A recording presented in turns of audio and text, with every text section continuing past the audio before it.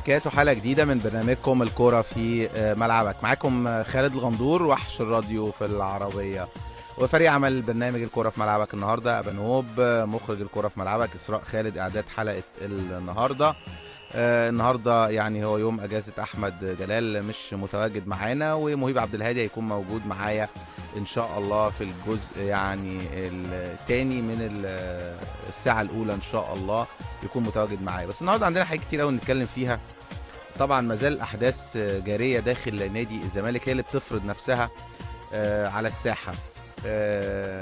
مدرب جديد إيهاب جلال، أوجاستو أوناسيو، مدربين المساعدين الأجانب، المدربين المساعدين المصريين، مدير كورة جديد، يعني حاجات كتير قوي هنتكلم فيها النهاردة، وهنتكلم باستفاضة لأن أصبح هناك يعني سيل من التصريحات المتناقضة تماما، يعني واحدة عكس التانية، ويا ريت مثلا على بعد سنة ولا حاجة، ده هو يوم ويوم بتلاقي التناقض في الكلام واضح جدا.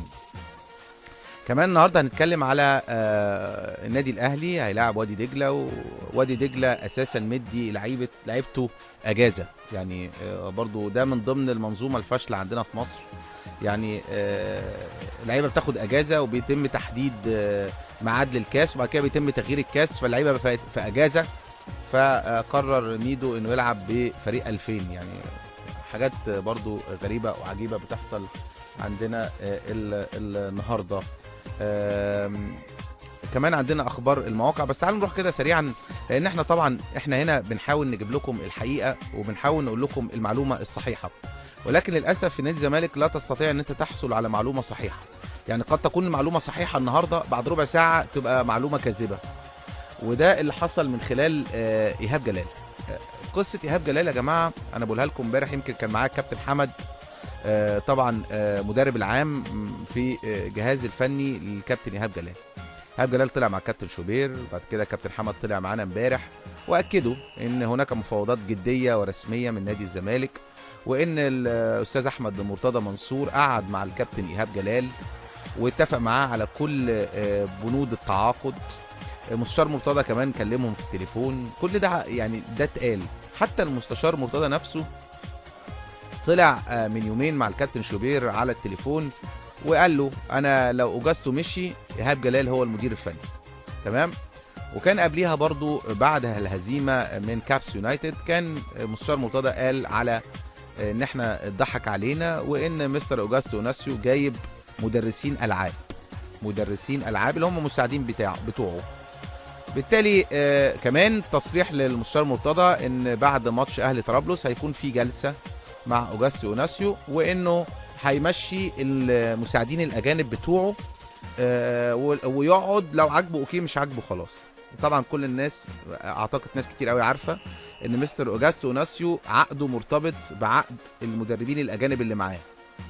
فوجئنا بعد قعده المستشار مرتضى تصريحات مختلفه تماما عن اللي فات. يمكن طلع قال علاء عبد الغني هيمشي، اصل علاء عبد الغني طيب وما ينفعش الطيبه مع اللعيبه، وطبعا علاء عبد الغني ده مثلا الرابع او الخامس في الجهاز. يعني كمان خالد جلال اللي كان مدير فني مع كان مدرب عام مع الكابتن محمد حلمي، ثم انا اعترضت رسميا ازاي انا بعديها بيومين اخليه مدير كوره، ثم بعديها بشهرين امشيه بره خالص، وكلام على عوده كابتن اسماعيل يوسف، وتصريحات رئيس النادي ان هو رشح 3 ل طبعا اوجاستو اوناسيو، وان هو شخصيا عايز احمد عبد الله، بس الراجل عايز اسماعيل يوسف.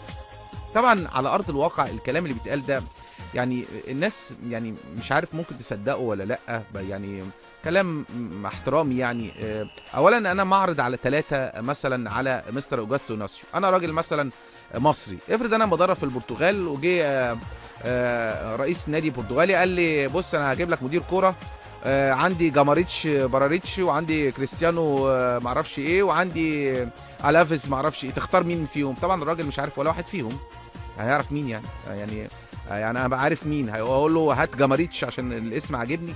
ما هو انا مش عارف مين مدير كوره ده لازم يكون ليه يعني تعامله مع المدير الفني عامل ازاي، هل يتدخل في عمله الفني، هل علاقته بالمدير الفني او علاقته برئيس النادي، علاقته باللاعبين، قوه شخصيته، قدرته، ده شيء مهم جدا في مدير الكرة. ولكن هنا السؤال، ازاي انا كرئيس نادي اطلع واقول ان دول مدرسين العاب، وما اجي اغير المصريين واخلي مدرسين الالعاب اللي هم الاجانب؟ طب انا لو عندي قناعه ان دول مدرسين العاب وان الراجل مش محبوب من اللعيبه، فكل ده بيأثر على بيأثر على فريق الكوره وبيأثر على اللعيبه.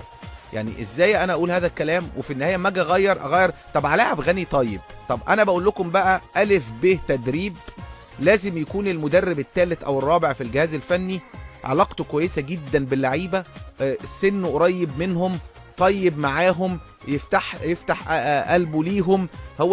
هي دي وظيفه الرجل الرابع او الثالث لان المدير الفني بيتعامل بقوه مع اللاعبين، شخصيته قويه، مش اي حد يقدر يتكلم معاه. المدرب العام على طول في الملعب، على طول دايس. مدير الكره نفس القصه.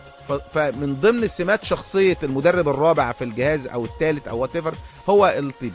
طيب هنسال سؤال، لو علاء غني طيب وهو النمره 4 في الفرقه، طيب هو علاء غني هو اللي يتحمل النتائج؟ يعني الراجل المسؤول عن التشكيل ووضع التشكيل والتغييرات باقي، مدرسين الالعاب فضلوا، مدير الكوره اللي هو مفيش مشكله حصلت في الفرقه يعني هو اللي يمشي، وعلاء غني هو اللي يمشي؟ برضو حاجات لا منطقيه بتحصل في نادي الزمالك، وانا لما اجي بصلح ببوظ اكتر.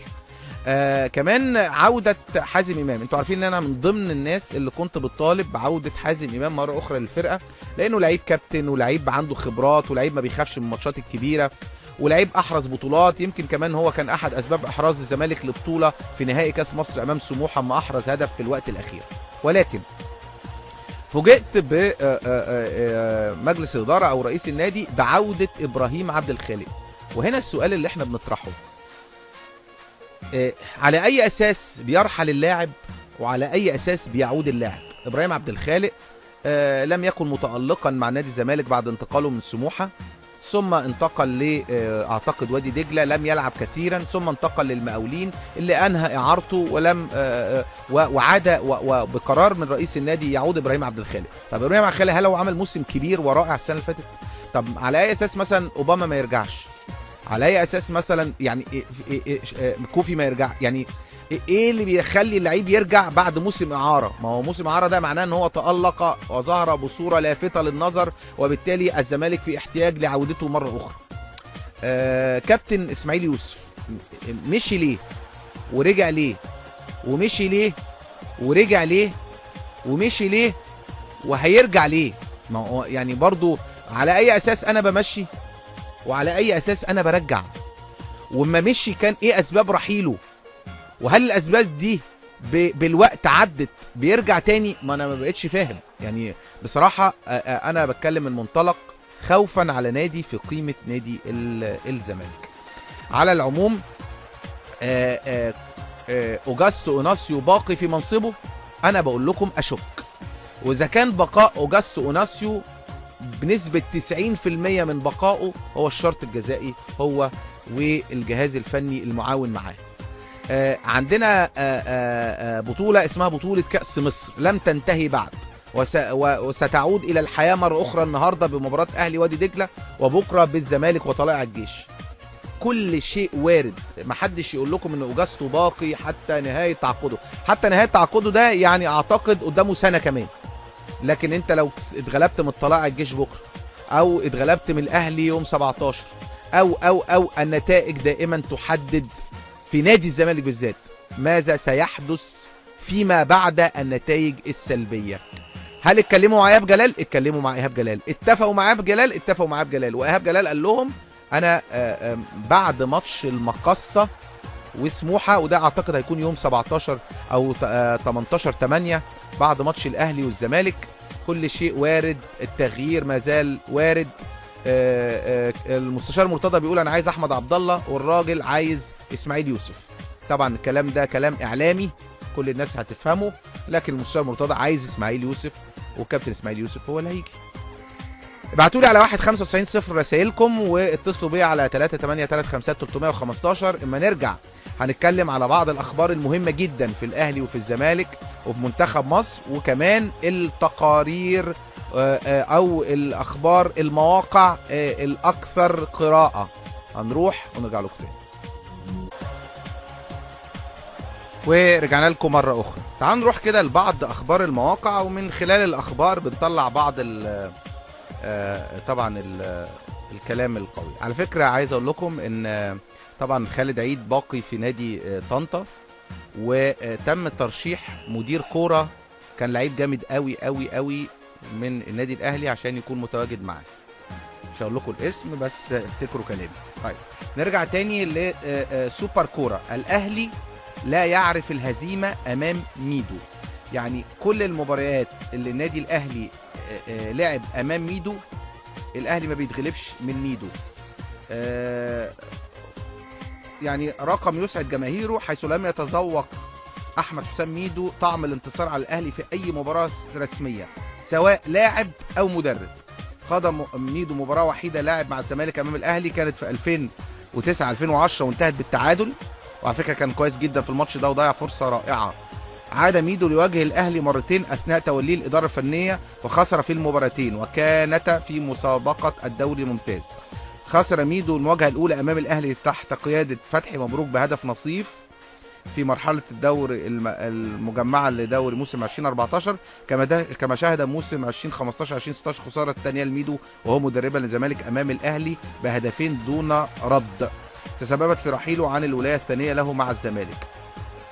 عاد الاهلي ليحرم ميدو من انتصار في الجوله ال20 من دور الدوري الممتاز، حيث انتصر ابناء الجزيره على فريق الدجلاوي بهدف سجله عمرو جمال في الدقائق الاخيره. طيب ده كان سوبر كوره. نروح ل طبعا خبر اخر، واعتقد ان هو يكون ناس عايزه تعرف تشكيل النادي الاهلي في مباراته النهارده. عايز اقول لكم بس ان النادي الاهلي كان في يعني مفاجاه. كابتن حسام البدري طلب رسميا استبعاد حسام غالي تماما، ولا يكون متواجد ولا يجدد.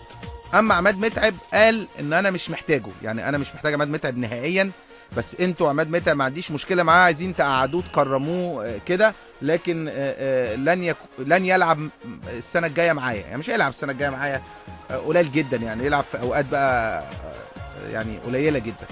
النهارده ضمهم هما الاثنين لماتش وادي دجله، وتم استبعاد مثلا شريف اكرامي، وكل ده طبعا النادي الاهلي عارف ان ميدو مدي راحه للعيبه وادي دجله، وان لعيبه فاكرين ماتش الجونه يا جماعه اما ابن المهندس احمد الصحيفي لعب عنده 12 سنه. النهارده وادي دجله بيلعب بمواليد 2000، يعني لعيبه عندهم 17 سنه فبيلعب ضد النادي الاهلي النهارده. يعني تقريبا كابتن حسام بدري عارف، فمريح معظم اللعيبه، يعني بيلعب بالشناوي حراسه المرمى، محمد هاني، رامي ربيعه، نجيب، صابر رحيل، الفريق اللي هو مش اساسي يعني، حسام عاشور، اكرم توفيق، صالح جمعه، مؤمن زكريا، ميدو جابر، وخط الهجوم عمرو جمال. ده تشكيل متوقع للنادي الاهلي النهارده، تقريبا بيريح كل اللعيبه الاساسيه اللي لعبوا في ماتش القطن الكاميروني، وده استعدادا للمباراه القادمه للنادي الاهلي، وهي هتكون مباراه نادي الزمالك يوم 17/7. وايضا كمان عشان يبتعد عن الانذارات وايقاف اي لاعب في المباريات القادمه، واراحه بعض اللاعبين المجهدين من كثره المباريات المتتاليه.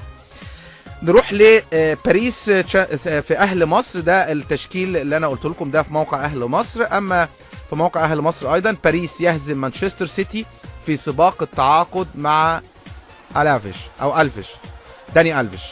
بعد اعلان رحيل عن يوفنتوس الايطالي، باريس يسبق مانشستر سيتي الى الظهير البرازيلي رغم تاكيدات الصحافه مسبقا لقرب انتقاله للبريمير ليج. طبعا بيني وبينكم يعني باريس هي الفلوس، اما مانشستر سيتي فهو الدوري الاقوى في العالم وهو الدوري الانجليزي. الشروق، موقع الشروق، ليبيا توافق على مواجهه المنتخب المحليين وديا. وفي الشروق ايضا اسامه ابراهيم يقترب من الرحيل عن الزمالك. كلام قوي جدا عن ان تم يعني مخاطبه مستر اوجاستو اوناسيو اللي هو ممكن يمشي بعد ماتشين 3. فقالوا له انت ايه رايك، عايز حسني فتحي ولا اسامه ابراهيم؟ فقال لهم انا مقتنع بحسني فتحي ومش عايز اسامه ابراهيم. ممكن بعد بكره الراجل يمشي او بعد اسبوع راجل يمشي يكونوا مشوا اسامه ابراهيم، وبعد كده يجي مدير فني جديد مش مقتنع بحسني فتحي. يعني كلام مش عارف اقول ايه. ايجي سبورت ابراهيم حسن لاعب الاسماعيلي بيقول اتمنى الاحتراف الخارجي واعشق الاسماعيلي. على فكره يا جماعه بصوا، فكره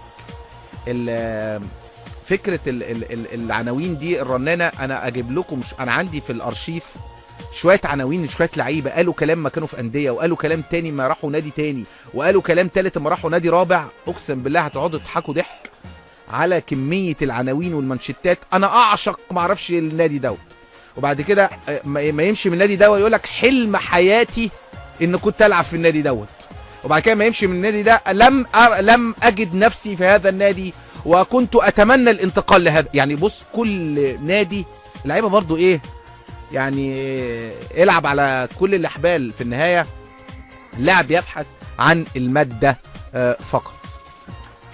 طيب نروح لنجم الجماهير نور الدين حكما للقاء الاهلي ووادي دجله. نور الدين حكما للقاء الاهلي ووادي دجله، واعتقد هي مباراه سهله جدا للنادي الاهلي النهارده، خصوصا انه بيلعب بفريق 2000. تعال نتاكد كده من زميلي مهيب اللي لسه واصل اللي فعلا هيلعبوا بفريق 2000 ولا فريق الصغيرين ولا لا. ازيك يا مهيب؟ ازيك يا كابتن خالد؟ اخبارك ايه؟ انت عامل ايه؟ اخبارك ايه؟ كله تمام؟ كله زي الفل. وادي دجله ايه النهارده؟ بص، وادي دجله كان المفروض طبعا الماتش محدد ليه ميعاد غير الميعاد اللي بتلعب فيه دلوقتي يعني. فكان ميدو مدي اجازه لكل اللعيبه الاساسيين. تمام. ففجاه طبعا تم تحديد الماتش في النهارده. فجاه فجاه هو مش فجاه. فمستحيل طبعا ان انت هتجيب لعيبه قاعده في اللي بيصيف واللي في بيته واللي بيستجم عشان يلعبوا ماتش. فكمل ميدو بالمجموعه اللي كانت معاه اللي لعبت اخر 4 ماتشات. طب ممكن اسالك سؤال؟ لو انا النادي الاهلي وبلغت النادي الاهلي ان انا ماتش مش يوم كذا واديت لعيبه الاهلي راحه، يقدر لجنه المسابقات ترجع في كلامها وتحدد ميعاد تاني؟ هو هي خلينا نكون منصفين، هي مش كده. الفرق الكبيره لا حصل مع الفرق الكبيره مهيب. طب ما الاهلي لعب ماتش اللي فات، ماتش اللي هو قبل القطن الكاميروني، كان عايز ياجله برضه ما تاجلش. يا مهيب انت هتيجي تتكلم على الماتش اللي فات، انت هتيجي تتكلم على ماتش الاهلي خد الدوري بقاله 3 اسابيع. انت بتتكلم على ماتش في كاس مصر يعني يؤهل خروج المغلوب. لكن انا بتكلم دايما احنا عندنا فكره ان انا عايز احط الماتش في اي وقت وخلاص. ده ماتش في كاس مصر وانا مدي لعيبتي راحه بناء على ان انت مديني ميعاد سابق. ان يوم انا ما بقولكش ان هي حاجه صحيحه على فكره خالص يعني. ما بقولكش حاجه صحيحه، بس هو الموضوع اصلا يعني التاجيلات والمواعيد دي انت من بدايه الموسم وانت ماشي كده يعني. تمام. ما فيش مفاجاه يعني. تمام. نروح لموقع فيتو، فحوصات طبيه لنجوم برشلونه استعدادا للموسم الجديد. فالفيردي المدير الفني الجديد يعني بيعمل فحوصات للعيبه طبعا، وده طبيعي ومنطقي. بيبقى تشيك اب كامل وكشف كامل على جميع اجسام اللاعبين، من ضربات القلب للمفاصل للدم لكل ما تتخيلوه، عشان يتاكدوا ان وكل واحد بيتم التعامل معاه على حسب ملفه الطبي. مفيش حاجه عشوائيه كده يعني. هنتكلم في المواضيع دي. احنا عندنا فقره ان شاء الله المفروض كانت تبقى النهارده بس هتبتدي من الاربع اللي جاي. دكتور مدحت خليل هيكون معانا، هيدينا كل التفاصيل وكل الحاجات.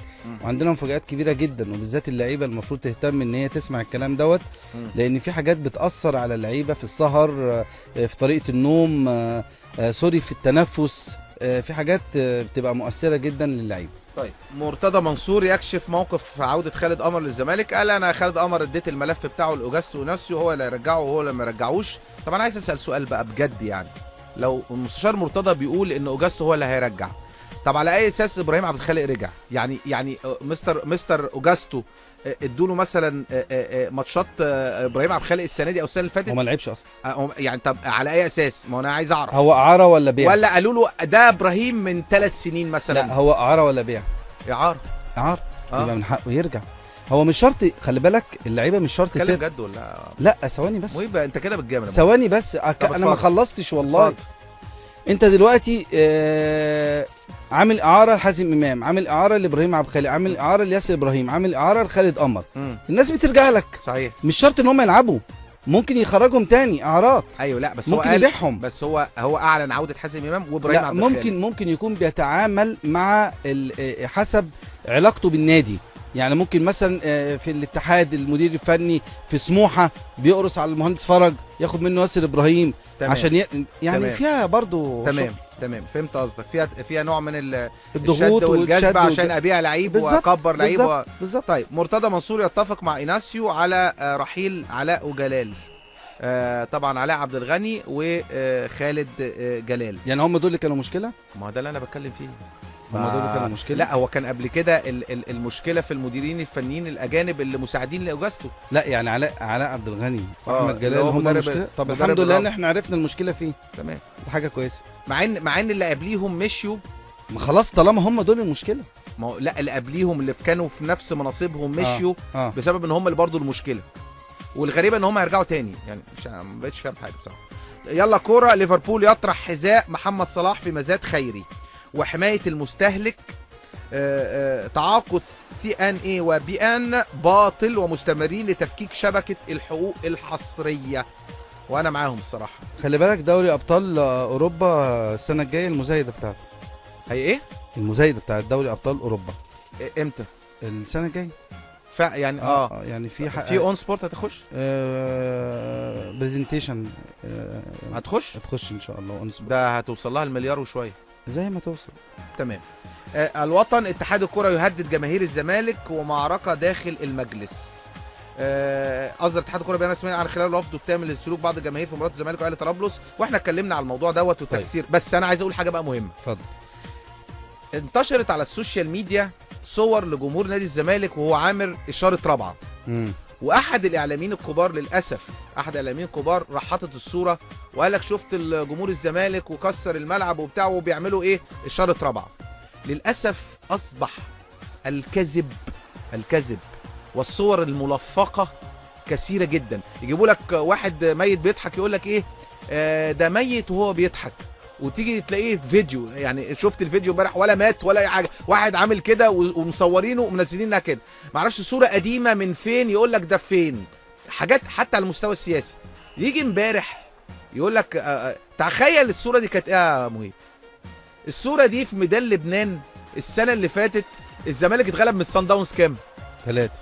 فالجمهور بيعمل 4 ان احنا هنكسب 4 وهم متجهين لاستاد الجيش عشان الزمالك مطالب انه يكسب 4-0 بعد ما كان مغلوب 3-0 من سان داونز. صح ولا لا؟ يتحط الصوره دي بعد سنه ويتقال ده بتاع ماتش امبارح ودي صوره معرفش اشاره رابعه كلام يعني كله كذب. انا عندي حاجتين. انا كان معايا كابتن خالد بيومي، كنا قاعدين مع بعض بالليل اتكلمنا في المواضيع اللي انت بتتكلم فيها دي. وصلنا لحل يعني وعلى لسانه يعني ان موضوع الجماهير حله ان انت ما تجيبش سيره الجماهير. ده راجل يعني مناشده يعني ليه لكل الاعلام وكل الصحافه وكل الميديا. اذا كان عايزين حال الكره ينصلح في مصر بالنسبه للجماهير ما نتكلمش عن الجماهير خالص، لا بالسلب ولا بالايجاب. ده رقم 1. رقم 2 امبارح الشباب السعودي على ذكر كابتن محمد شيحه ان هم موقوفين تعاقد مع مهاجم زيسكو. تعاقد مع مهاجم زيسكو الزامبي وهو كونغولي. انا عايز اجيب بجد معلش وهو كونغولي. لا انا عايز اجيب محمد شيحه معلش على التليفون لان انا بجد هو دلوقتي بيتكلم بمنطلق الفاهم والعارف وبيخش معاه التليفون مع ملايين المستمعين هيقول لي معلومه غلط وانا ما اقدرش كنت ارد عليه فيها واحمد جلال رد عليه فيها بعد كده. بس لازم يتاكد من المعلومه لان هو قال ان النصر ما ينفعش يجيب لعيبه، فازاي هيتعاقد مع فلان وفلان وفلان؟ والحقيقه ان النصر بيجيب لعيبه والشباب بتجيب لعيبه واتحاد جده بتجيب لعيبه. ف حتى على فكره هو قال كهربا اصله كان معار. لو هو بالمنطق بتاعه ده كهربا ما يرجعش خالص لان كهربا انتهت اعارته ورجع للزمالك رسمي بالظبط. اما عودته مره اخرى باعاره جديده وبالتالي ده تعاقد جديد. طيب على العموم في موقع في الجول ايناسيو بيبلغ الزمالك بعدم حاجته، خد بالك دي، لجنش وشوقي السعيد. جنش. تخيل. جنش. لا الغريبه بقى ان مرتضى قال ايه منصور بقى انه ينسوا له الحق في الاستغناء عن اي لاعب لا يحتاج الزمالك بشرط ابلاغ الاداره. اولا مرتضى اللي في الجول لن يرحل اي لاعب مجانا ونحسب موقف قمر الاربعاء يعني النهارده. هتطلع فاصل؟ بس اكمل لك فاصل هديك حته كده. مرتضى منصور برضو في موقع في الجول الشناوي سعره 10 ملايين دولار وسأنسحب من البطوله العربيه في حالتين، لو الماتش ما اتعادش بتاع المقصه ده كلام، ولو كمان الجمهور بس بتاع اعضاء النادي هم اللي يخشوا، جمهور الوايت نايس ما يخشش. صدى البلد برشلونه بيعرض 30 مليون يورو لضم بديل بيليرين. طبعا هم في كلام ان هم عايزين ريكورد النقل عن جريده ريكورد البرتغاليه، يعني برشلونه طلب الحصول على سيميدو بمبلغ 30 مليون يورو، وده لاعب بنفيكا عشان يكون باك رايت بعد رحيل داني ألفيش. برشلونه مش لاقيه يعني باك رايت في نفس المستوى. واخر زي ما انت بتقول خالد بيومي في صدى البلد منظومه الزمالك فاشله والشناوي افضل حارس، وقال عبر حسابه على موقع تويتر الشناوي افضل حارس في مصر للاسف اصبح شماعه لفشل موسم كامل يتحمله كل منظومه الزمالك. الشناوي انت جاهز يا ابو نور؟ الشناوي قد يرحل عن نادي الزمالك بالشرط الجزائي. ايه ده؟ بالشرط الجزائي. دي معلومه. بالشرط الجزائي. اطلع.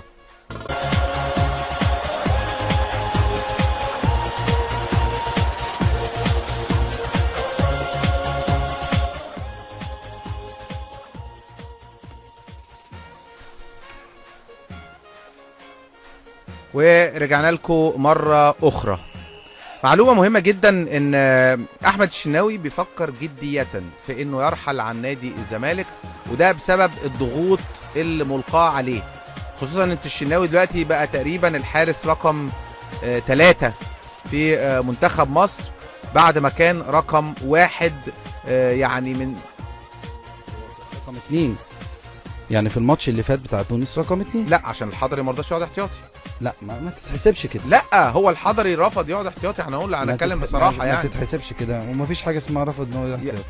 انا ليا الماتش وليا السكور شيت ان لا الحضري قال لك لا العب لا الا ابقى مره 18. خلاص دي المعلومه اللي انا عارفها. معلومه بقى. طيب بس على العموم انت بتاكد ده مهم، بتاكد ده يعني. على فكره احمد جلال كان معايا اول امبارح قال لي قد يفعل الشرط الجزائي، لكن انت عندك معلومه. معلومه ايه بقى؟ ايه اسبابها؟ ما انا قلت لك قبل كده الشناوي نفسه يحترف من زمان. بص عشان نكون منطقيين، الشناوي مش هيجيله احتراف في اوروبا، ماشي؟ مش هيجيله احتراف في اوروبا. الشناوي لو جاله هيجيله في الخليج.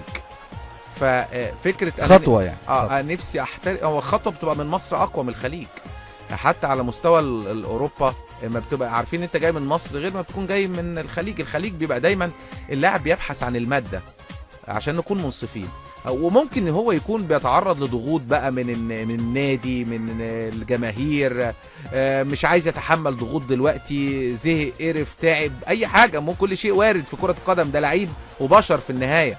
فلكن المعلومه المؤكده اللي انت بتقولها ان هو دلوقتي بيفكر ان يفعل العقد وينتقل للنصر السعودي. مش يفعل، يعني ايه يفعل العقد؟ يفعل الشرط الجزائي. الشرط الجزائي، ايوه اللي موجود في العقد اللي يعني. موجود بقى ايا كان بقى موجود ويروح النصر السعودي. مش شرط بقى يعني، بس هو حاجه خليجيه يعني. حاجه خليجيه. تمام. نروح كمان ل انتوا عارفين كمان يا جماعه ان الدوري لسه ما خلص، وان بكره في ماتش النصر للتعدين و النصر للتعدين وسموحه. يعني حاجه تضحك اقسم بالله. النصر التعدين بيلعب وهو نزل درجه ثانيه اساسا، وسموحه بيلعب يعني ماتشات ملهاش اي لازمه، ملهاش اي 30 لازمه زي ما بيقولوا. ارجع تاني واقول لك عمرو جمال خلاص كده الباب اتقفل بالنسبه له في بيدفست بعد ما تالق في الماتش الاخير بشكل كبير. في تمسك من اداره النادي الاهلي. تمسك عشان ماتش؟ لا، اصل هو بص، عايز اقول لك حاجه. بص يا كابتن خالد، الطبيعي بتاع عمرو جمال اللي عمله في الماتش بالظبط، ده الطبيعي اللي كان طالع بيه عمرو جمال وماشي بيه. صحيح. اللي ما كانش طبيعي اللي هو فيه، يعني اللي ما كانش طبيعي ان هو كان بعيد عن مستواه، ما فيش خلاص. فانت راجل يعني عمرو جمال، انا عايز اقول لك، انا فاكر في مباراه وهو صغير، ما كانش لسه كبير، اصيب برباط صليبي. بترول اسيوط. بعد المباراه تم التجديد ليه مباشره.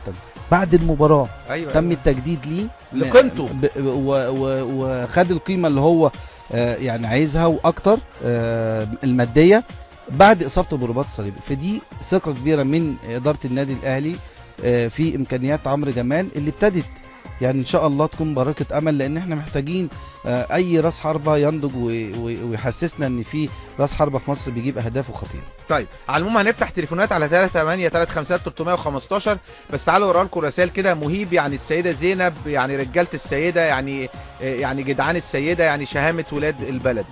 والله العظيم مرتضى اولاده يعني تم اهدار ملايين، وكمان ايهاب جلال هنعمل له سعر. لا، ايهاب جلال ليه سعر. لا، ايهاب جلال مدير فني كويس. محمود سعودي، على فكره يا كابتن خالد انا قلت من الاول غلط، حضرتك قلت شوف النادي الزمالك كان ايه وبقى ايه على قد مستوى المستوى القارن بين اللي فات ودلوقتي. انت بتقول مش فاهم حاجه خالص.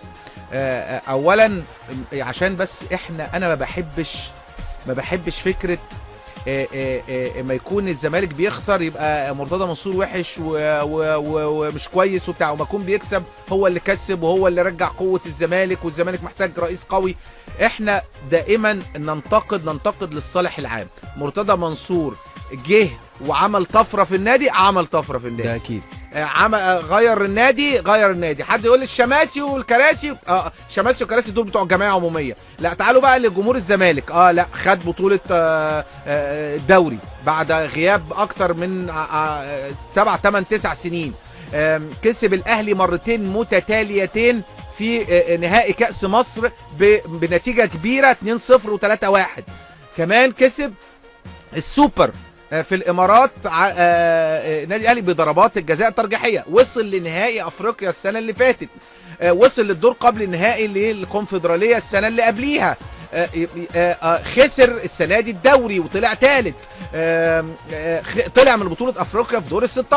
كلها في ايجابيات وفي سلبيات، ولا بقى تقول لي كله سلبي ولا تقول لي كله ايجابي. في وقت لازم نقول ان الراجل ده 10 على 10، وفي وقت لازم نقول ان الراجل ده بيغلط في حاجات وحاجات وحاجات. الزمالك المستشار مرتضى منصور بنى فريق قوي جدا وعمل فريق قوي جدا. ما هو للاسف بنى ومشى. ما انا لسه هكمل لك. مع اوزفالدو فيريرا عمل تيم رائع، بنى فريق رائع، كان قوامه حازم امام وعمر جابر ومحمد ابراهيم وباسم مرسي واللاعيبه والشناوي واحمد عيد. كان الزمالك ليه شكل، خد بطولات، خلاص شهوه الحصد البطولات والشراء، وان انت دخلت فلوس كتير في نادي الزمالك هي اللي ادت لكده. ادت ان انت ما حافظتش على القوام بتاعك، ما حافظتش على اللعيبه اللي هم خدوا بطوله. اي فريق بيلعب في الاساس والقوام بتاعه يا كابتن خالد ما بياخدش بطولات. يعني تيتو مارتينو اللي هو المدير الفني برشلونه، اول ما لعب في التشكيل واول ما لعب في اللعيبه واول ما غير من الهيكل بتاع برشلونه ما خدش ولا بطوله. الزمالك نفس القصه، ان انت تجيب 15 لعيب وتمشي 15 لعيب، وتجيب 10 لعيبه وتمشي 10 لعيبه. هو ده السبب الرئيسي في اللي الزمالك فيه دلوقتي. طيب عايز اقول انت مش ملاحظ ان احنا نسينا الخروج من افريقيا ودخلنا في مواضيع كتيره منها ايهاب جلال واعاده مباراه المقصه ورجوع حازم لا والجمهور يعني كلام من هذا القبيل. وشريف طلبه بيقول يعني كلام برضو يعني بيغلط شويه، ما بحبش انا الكلام الغلط. في الاخر في الاهلي كل واحد يقول وجهه نظره، مفيش اي مشكله. كابتن خالد، انا مصطفى الحاضر، مفيش حد هينفع مع رئيس نادي الزمالك لانه وكذا، مش هقول. طيب انا شايف ان يعني زي ما انت قلت ما فيش حاجه سلبيه، في ايجابيات كتير جدا. وانا شايف ان الزمالك بعوده حازم امام يعني مش يعني حازم امام من اللعيبه اللي غيوره على فرقه نادي الزمالك، اللي بتحب نادي الزمالك. عودته كانت مطلوبه بشكل كبير جدا. طيب حسام غالي وعماد متعب، اعتقد حسام غالي يعني موضوع مع كابتن حسام البدري موضوع مقفول تماما. ده بيقول لك ضمه النهارده. ضمه، هو بص العلاقه دلوقتي عشان الناس تبقى فاهماها هي علاقه ماتش، لا ماتش وماتشين والسلام عليكم. مفيش اي احتكاك ما بينه وما بين الكابتن حسام البدري خالص. يعني في هولد كده، في حاجز ما بينه وما بين الكابتن حسام البدري. لكن اللي حصل اصلا لن يستمر، لن يقبلوا كابتن حسام البدري. ايه اللي حصل بالظبط؟ كان في يعني في يعني تبادل كلام حاجات زي كده، فخلاص. طب اديكم معلومه بس، حسام غالي من ضمن يعني خلافات جامده جدا ما بين الشوطين وبتاع بعد ما اتغير، لدرجه ان حسام غالي قال له انت ما عندكش فكره، فكان كلمه قاسيه جدا على مدير فني امام اللاعبين. فالكلمه دي خلت خلاص الموضوع انتهى ما بين كابتن حسام البدري وكابتن حسام غالي، وكابتن حسام غالي لن يكون لاعبا في النادي الاهلي الموسم الجديد. موضوع صعب جدا. كان الله في عون عماد متعب تحمل الكثير جدا، هيفضل ولم ينطق بكلمه واحده. عماد متعب داخله بركان، ما انا عارف اذا فتح انفجر البركان هتبقى. حسام غالي هيروح وادي دجله؟ والله في كلام ميدو عايزه، بس هل دي دماغ بقى الكابتن حسام غالي هو عايز ايه؟ كابتن حسام غالي متعب هيفضل ولا هيروح؟ كابتن خالد ما نقدرش ننكر ان حسام غالي قيمه كبيره في الكره المصريه، قيمه كبيره في النادي الاهلي، وقيمه كبيره ياما متعنا وياما احرز بطولات سواء مع منتخب مصر 2010 او مع النادي الاهلي، احترف بره، راح توتنهام، راح فرق كبيره جدا، احترف في الدوري الخليجي. يعني مش عايزين نقصه، مش عايزها تبقى دي نهايه حسام غالي ان هو بخناقه. يعني التاريخ كله يتلخص لحسام غالي ان هو اتخانق مع الكابتن حسام البدري يعني وشتموا بعض وعملوا بعض، وبعد كده التاريخ ما بيتلغيش. ما هم الناس دلوقتي واخده حسام غالي وحطاه في القالب دوت ان هو التاريخ بتاع حسام غالي ده كله خلاص. طب ممكن اسالك سؤال؟ كله خناقه. ممكن اسالك سؤال عشان انت دايما علاقتك باللعيبه بتاثر عليك. عايز اسالك ليه سؤال؟ تاثر عليا؟ هو انا هتكلم او حسام غالي بعمل له تاريخ؟ عايز اسالك يعني سؤال. انا هعمل لحسام غالي تاريخ. عايز اسالك سؤال. تاثر عليا في ايه؟ هقول لك انت يعني حسام غالي ما تخانقش 40 خناقه يا عم اتخانق 80 خناقه. طيب انت ليه ما هو لازم حسام غالي يتحمل نتيجه ان هو دائما ما تختزلش تاريخ حسام غالي في خناقه ان هو طلع اكيد هيتصالح خناقه. ما هي يعني هل حسام غالي دي اول خناقه يا عم؟ يعني خلاص انا بسالك انت بتقول تختزلها. حسام غالي وقفوه في التحرير ويرموه. حسام غالي لعيب كبير. حسام غالي لعيب كبير. حسام غالي لعب في اكبر الانديه. طب مشي من توتنهام ليه؟ بص لا رد عليا. مشي من توتنهام ليه؟ كابتن خالد في لعيبه دايما مشي من توتنهام. انت بتخاف لا ليه خاف؟ ليه قلع التيشيرت ورماه واتخانق مع مارتن يولو ومشي؟ ليه خاف من ايه؟ مشي من النصر السعودي ليه؟ عمل مشكله برضه مع عماد متعب وموضوع المنشطات وطلع مظلوم. ماشي تمام. تم تجريده من الشارع قبل كده ليه؟ كان في مشكله. طيب يبقى اذا يعني لازم نقول ان ده لعيب كبير قوي لكن في نفس الوقت عنده مشاكل في ان هو يكون عنده ثبات انفعالي وقت الانفعال. احنا مش متعارضين مع بعض يا كابتن، الله يخليك. انا بقول لك ان الراجل ما تختزلش تاريخه وبطولاته مع النادي الاهلي ومنتخب مصر في خناقه. عنده بطولات يعني. عنده بطولات كتير، لعيب كبير لكن عنده خناقات كتير. طيب خلاص ارتحت انت؟ نطلع لفاصل. اطلع فاصل ورجعنا لكم مرة أخرى. عايز أقول لكم إن طبعا أحمد الشيخ رسميا أصبح هداف الدوري المصري، رغم إن لسه في ماتشات قليلة هتتلعب، لكن هو عنده 17 هدف. اللاعب التاني كاسونجو عنده 12 وخلاص انتقل للزمالك فمش هيلعب، فمش معقول هيجيب 5 تجوان في ماتش وهو اوريدي كده مش هيلعب. جون انطوي خلص ماتشاته وعنده 11 هدف. احمد جمعه خلص ماتشاته وعنده 11 هدف. اوميد اوكيري خلص ماتشاته وعنده 11 هدف. ابراهيم حسن خلص ماتشاته وعنده 11 هدف. وعبد الله السعيد فاضل له ماتش. يعني عبد الله السعيد الوحيد اللي ممكن يجيب ده لو جاب 7 تجوان في ماتش الزمالك بقى. لكن طبعا احمد الشيخ فرحه صعبه، هنهزر 19 يوليو فرح احمد الشيخ قبل انتقاله رسميا وعودته للنادي الاهلي مره اخرى. مبروك لاحمد الشيخ، وده اعتقد اول لاعب يبقى هداف دوري في تاريخ الدوري العام المصري وهو معار. انا مبسوط لاحمد الشيخ. انت عارف انت بتعير لاعب يعني ايه؟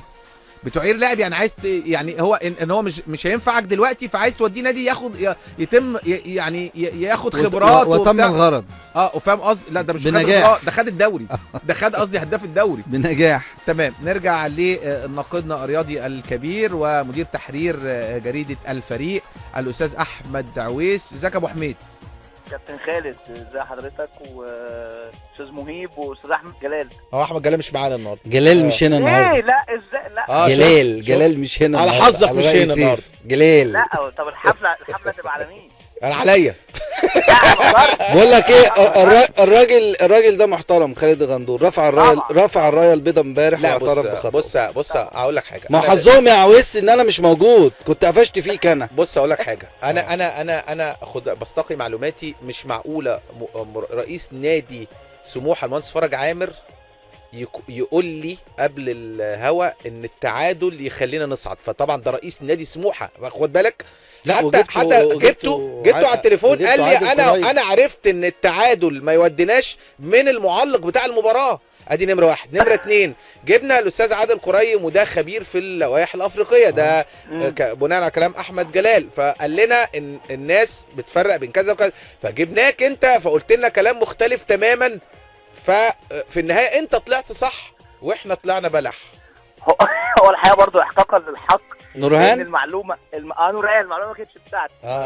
انا برضو اتفاجئت. انا عارف ان انت بلح يا احمد، فطلعت نورهان هي صح. لا احمد لا عنده معلومات. لا الحقيقه بص، القصه حصلت انه هي قالت لي وانا كلمت حد في الاتحاد الافريقي وهي جابت المعلومه من سموحه.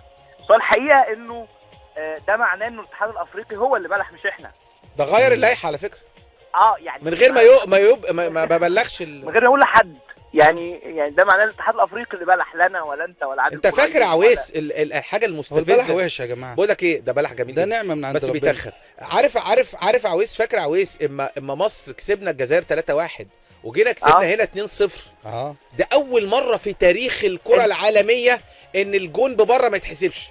انت عارف الجدل اللي حصل بيني وبينك ده عامل زي الجدل اللي حصل بين كابتن مدحت شلبي وعلاء صادق والدكتور علاء صادق ساعتها يعني. بس على فكره كلام لا منطقي. انا كسبت 3-1 بره، فاهم؟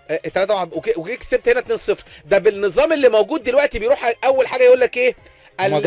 المواجهات المباشره كانت لصالح مصر. طيب بالاهداف الجون اللي بره برضه لصالح مصر. طيب مش عايزين بقى نخش في الكلام ده، خلاص خلصناه. عايزين نخش في موضوع مهم جدا كنت انا بتكلم فيه مع الكابتن خالد غندور، الا وهو كابتن حسام غالي. اختلافي مع الكابتن خالد ان انا بقول لا يمكن ان يختزل تاريخ حسام غالي في خناقه او في كم ماتش مع النادي الاهلي في الفتره الاخيره، لان حسام غالي اعتقادي الشخصي من اللاعبين اللي لهم اسم كبير في الكره المصريه وادوا بشكل جيد في الملاعب المصريه واحرز الكثير من البطولات اللي لا يمكن ان ننساها. طيب بس انا عشان بس تكون عارف انت احمد، لان انا عارف ان انت عندك معلومات مهمه، بس انا لازم تكون كان خلافي مع مهيب مش على قيمه حسام غالي كلاعب او قيمته ككثره مشاكله. وقلت له ان هو مشي من توتنهام بسبب برضو انفعاله الزائد عن الحد بيخسروا كتير. وبرضو النصر السعودي فاكر قلم مش عارف ياسر القحطاني، وبعد كده المنشطات دي وطلع مظلوم، وبعد كده تم سحب الشاره منه السنه اللي قبل اللي فاتت تقريبا. يعني قصدي ان هو لاعب كبير جدا، بس عنده مشكله ان هو لا يستطيع السيطره على انفعالاته. وكان اخرها مع حسام البدري لدرجه ان هو لم لبسه ومشي ما بين الشوطين. يعني تعرف يا كابتن خالد، احنا مشكلتنا كالشعب المصري عموما ان احنا طول الوقت بنتفرج على المشهد الاخير في الفيلم عشان نعرف النهايه ايه. محدش بيشوف الفيلم من اوله لاخره. بالظبط زي ما بنيجي ندي جايزه احسن لاعب لاحسن لاعب في اخر 5 ماتشات في الدوري. تمام. مع ان الدوري 34 اسبوع. تمام. يعني الدوري بيبدا في سبتمبر وبينتهي في يونيو. فتيجي انت تدي جايزه احسن لاعب للعيب اللي لعب في شهر 5 كويس بالظبط كده، مع انه في لعيب بادئ من لا بس دلوقتي شهر 7 عشان الموسم بيبتدي في اخر 7. احنا شهر 15، احنا الموسم عندنا بيبدا في شهر 1 وبينتهي شهر 15 تمام يعني. فاحنا بنختزل كل حاجه عندنا في اخر مشهد. فالحقيقه كل الناس بتختزل كل اللي حسام غالي بقاله 3 سنين. بصوا على مستوى حسام غالي مع الاهلي بقاله 3 سنين، هو الافضل، هو الاحسن. غالي السنه اللي فاتت كان شايل الاهلي في توقيت قاسي جدا، وكان مستواه رائع، ورجع المنتخب وكان بيقود المنتخب، وكان كل الناس بتلوم كوبر ليه ما بتاخدش حسام غالي. وخناقه مع اسامه نبيه وخلينا نكون كمان منصفين، حسام غالي بقاله دلوقتي اكتر من 3 شهور قاعد على الدكه، مفيش مشكله، ما شفناش مشكله. يعني بيقعد على الدكه، بينزل اخر 10 دقايق، صحيح صح، عندك حق، بينزل اخر ربع ساعه، مش مشكله. فالحقيقه اختزال اللي حصل في مشهد ما بين الشوطين بتاع حسام غالي وحسام البدري، الحقيقه ده امر ظالم جدا لحسام. انا بختلف مع حسام كتير يعني، بيني وبينه وطول الوقت بقول له على حاجات، انما الحقيقه حسام غالي هو احد افضل لاعبي خط الوسط في مصر. احنا حسام غالي لو في نص مستواه هيقود المنتخب. طب ايه سبب الخلاف ما بين الشوطين يا كابتن احمد؟ اتقال انه تعليمات، واتقال انه خالف التعليمات، وانه عايز لعيبه تلعب بسرعه. هي ازمه حسام غالي طول الوقت، ودي لو تفتكر ازمه حسام غالي وائل جمعه بين شوطين مباراه الاهلي وانبي. هي بالظبط، يعني هي بالظبط. حسام عايز يلعب، اللعيبه شايفه انه ماتش سهل، ويا جماعه يعني ماتش احنا خدنا الدوري. هو لو تفتكر ازمه حسام غالي مع وائل جمعه كانت بين شوطين ماتش الاهلي وانبي. ازمه حسام، وكان الدوري منتهي والاهلي اتعادل في الماتش ده لو تفتكر في ايوه. بس انت مش شايف يعني، بص يعني سيبنا من حبنا لحسام غالي كلاعب وكقيمه كبيره جدا، لكن انت مش شايف ان حسام غالي عليه غلط؟ يعني انت مش شايف ان حسام غالي طبعا حسام غالي، انت بتقول اللي بنبص على الفيلم من اخره. طب هو في فيلم في السعوديه، وفي فيلم في انجلترا، وفي فيلم في مصر، وفي فيلم في اكتر من مكان. يعني حسام غالي جزء من المشكله، ما هو لازم نحقق. حسام عصبي، ما حدش يقدر ينكر انه حسام عصبي. وده هو نفسه الراجل بيعترف طول الوقت ان هو بيشوف النجيله بيتحول وبيبقى بره الملعب حاجه تانية خالص. بره الملعب حسام زي حسام طيبه وجدع وراجل ولذيذ وكل حاجه يعني. قصدي هو انا بس اللعيبه ابتدت تتضايق منه من كتر انفعالاته الزائده على الحد. انا هات لعيبه الاهلي واعمل بينهم استفتاء، اكتر لعيب بيحبوه حسام غالي. انا فاهم بس هم بيتضايقوا شويه من تعليماته الزائده على الحد في الملعب. ما هو خلاص، اصله هو متعود على ده، متعود على المكسب، متعود على يعني. احنا دلوقتي لما تقول ليه الزمالك كان بيكسب من 91 ل 94، وليه الزمالك كان بيكسب من 2000 ل 2004؟ عشان كان في خالد الغندور، وكان في حازم امام، وكان في تامر عبد الحق، وكان في ولاد الزمالك اللي كانوا شايلين الزمالك، اللي عندهم اتربوا على ان هم يكسبوا، واتربوا على ان هم طب عايز نروح لمعلومه مهمه بقى. ايه موقف حسام غالي الفتره الجايه يا استاذ احمد؟ حسام مش هيعتزل، حسام مكمل في الاهلي، واعتقد ان الاهلي هيكمل مع حسام الموسم الجاي موجود في الاهلي. مع ان حسام البدري يعني اعلن للمهندس محمود طاهر ان هو ما عندوش رغبه في بقائه. ما اعتقدش انه كلام حقيقي، وما اعتقدش ان المهندس محمود طاهر هيقدر يستغنى عن حسام في التوقيت ده، لانه بص خلينا نكون واضحين برضو. حسام من اللعيبه المهمه في النادي الاهلي، وحسام الاسماء المهمه في النادي الاهلي. المهندس محمود طاهر مقبل على الانتخابات. قرار الاستغناء عن حسام غالي صحيح في التوقيت ده قرار صعب، قد يؤثر عليه انتخابيا. قرار صعب جدا، بعيد بقى عن مستوى حسام غالي. طب وعماد متعب؟ لا اعتقد ان عماد فرص بقائه في الاهلي صعبه، رغم ان انا شايف انه احسن مهاجم في الاهلي. انت شايف احسن مهاجم في مصر الحقيقه سابقا يعني ام حاليا؟ حاليا انت شايف مهاجمين في مصر حاليا؟ لا انا بكلمك حاليا. انت بناء على ايه يعني اتخذت بناء على ان مصر في اخر 10 سنين ما جابتش مهاجم غير عماد متعب. عماد متعب لو رجع ربع مستواه زي ما انا بقول على حسام غالي، يعني انت بتقول انه يلعب كتير، يعني يلعب كتير طبعا ويرجع لمستواه.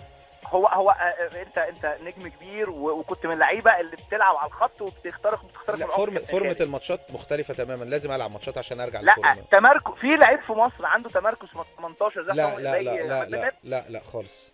لا احسن واحد بيتحرك في ال 18 ده لا خلاف عليه، لكن احنا بنتكلم على مستوى البدني الحالي يعني. ما هو ال 18 مش محتاجه مستوى بدني. صح 18 محتاجه مستوى فني. طيب لكن عماد هيكمل ولا مش هيكمل؟ اتمنى انه يكمل، بس اعتقد انه فرص بقائه صعبه جدا في ظل ان الاهلي بيتعاقد مع مهاجمين. معلش بس انت بتناقض نفسك دلوقتي يا عويس، هقول لك ليه.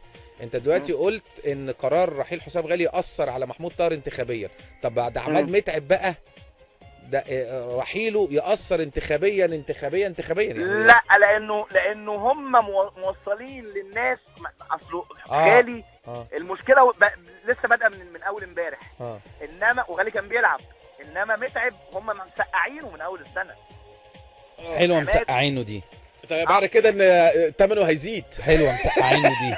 سلام عليك يا عويس يا صاحب الكلام اللي اذا كان عنده برنامج. عويس كان عنده برنامج عشان الناس بس تسمعنا، كان عنده برنامج في موقع كبير كان بيشتغل فيه، كان مسميه اركن بيلن. يعني البرنامج اسمه اركن بيلن. فعايز عويس يقول ايه غير كده يعني اركن بيلن، وكنت عايز اسرق منه الاسم والله. عجبني. ده شرف ليا يا كابتن خالد. معاكم اركن بيلن. اكمل الكلام. عماد موصلين للناس انه خلاص عماد انتهى، فقابليه الناس دلوقتي بقت يعني تشوفوا حتى الفرصه اللي ضيعها. مين اللي موصل للناس يا عويس؟ الجهاز الفني طبعا. الجهاز الفني يعني هو كمان هو سوء حظ عماد انه الفرصه اللي جات له في ماتش القطن بينته ان هو مش قادر، مش جاهز. مش جاهز. ما هو مش قادر يعني معناها ان هو مش في الفورمه يعني. مش فورمه، فده فورمه مباريات. هو عماد متعب في لو بيلعب 3-4 ماتشات ورا بعض، مع ان والله الفرصه دي قعدت اقول يا رب يجيبها، اقسم بالله حبا في عماد. كلنا تمنينا انه يجيبها. لانه عماد المهاجم الاهم في تاريخ مصر الحقيقه، والمهاجم الافضل. انا ما شفتش مهاجم في مصر كلها في اخر، من ساعه ما اتفرجت على كوره كتير قوي، بقالي كتير قوي اتفرج على كوره من ساعه الكابتن حسام حسن. من لا بس معلش بقى، ما تزعلش مني يعني، بعيدا عن الاهلي والزمالك. لو احنا بنتكلم بقى على الاكثر تاثيرا في الكره المصريه ومنتخب مصر وعماد وبتاع، لا عمرو زكي. يعني عمرو زكي في الثلاث بطولات الافريقيه او البطولات اللي تالق فيها عماد ما كانش بيجيب اجوان كتير. عمرو زكي كان حتى ساعتها بيقولوا عماد باباه حسن شحاته على تاريخ، وكان حسن شحاته طلع دافع عنه وقال ان عماد بيتحرك فبيدي فرصه للاخرين. بتتكلم على ايه؟ عمرو زكي ماله عمرو زكي من جيل عماد متعب. ايوه انت بتتكلم على تاريخ الكره المصريه ولا تاريخ معين؟ انا بتكلم على جيل واحد. لا تاريخ الكره المصريه حسام حسن. طيب خلاص. لا انا بتكلم على عمرو زكي وعماد متعب كرؤوس حربه. عمرو زكي كان لعيب مؤثر جدا جدا جدا مع منتخب مصر. تختلف ولا تتفق؟ طبعا يعني انا بس عايز ارد على مهيب. هو في حد مجنون يقدر يقول في مصر انه مش اهم مهاجم في تاريخ مصر هو حسام حسن؟ بس طبعا. واهم حارس في تاريخ مصر عصام الحضري. ماشي طبعا يعني حد واهم لاعب وسط ملعب في مصر هو احمد حسن. طبعا عميد لاعبي العالم. على فكره حسام غالي ولا احمد حسن؟ لا احمد حسن طبعا. عايز اقول لك بس طبعا. معلومه ان الثلاث لعيبه اللي احنا قلناهم دول، عصام الحضري وحسام حسن واحمد حسن، دول اكتر لعيبه صنعوا تاريخ مع بلادهم وعملوا بطولات. يعني ما فيش لاعب في تاريخ القاره الافريقيه خد بطوله 98 و2006 و2008 و2010 غير احمد حسن. واكتر لعيبه شاركوا مع منتخب مصر بالظبط. عندهم ارقام. انت عارف احنا من النوع. وعصام الحضري نفس القصه، وحسام حسن يمكن اقل بطوله. التراث لا او زيه. واحنا في الجابون مهيب كان معانا، كنا بنقول ان كاس الامم هيبقى مصر 8 عصام الحضري 5 احمد حسن 4 بالظبط. يعني لو كنا خدنا البطوله فكنا هنعيش عشان كده عصام الحضري بكى كلنا طبعا. كلنا طبعا. اشكرك يا عويس، بشكرك وبتمنى لك دايما التوفيق. طبعا عويس ناقدنا الرياضي الكبير. هنطلع لفاصل يا مهيب وما نرجع. انا مختار اغنيه لان انا ما عزناش سعد الصغير في وفاه والدته، ما عزناش الكابتن عبد الرحيم محمد في وفاه والده. فعلا كابتن عبد الرحيم والله انا اول مره اعرف ده. ما بقى يعني كذا مره عايز اقولها. طبعا بنعزيه. ذكرى كابتن ابراهيم يوسف طبعا الغزال، الغزال الاسمر. مختار اغنيه لسعد الصغير ليهم. تمام بنعزيهم كلهم. هنطلع وما نرجع. خلاص انا عارف ناس كتير والله عماله تبعت لي تقول لي هنفتح التليفون، عايزين نتكلم على 3835315. ابعتوا لي رسائل حالا دلوقتي على 19500. يلا بينا.